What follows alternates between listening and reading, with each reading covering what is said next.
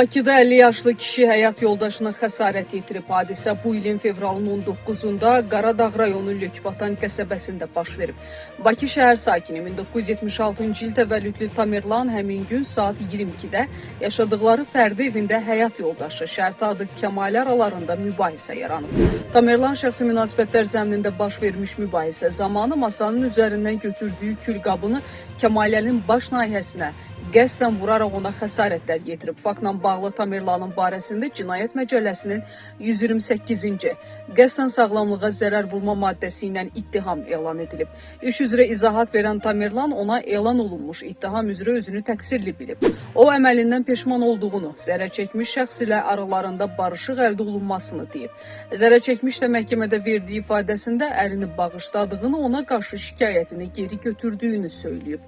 Qaradağ rayon məhkəməsinin hükmü ilə təqsirləndirilən şəxsin barəsində olan cinayət təqibinə xitam verilib. O, cinayət məsuliyyətindən azad edilib.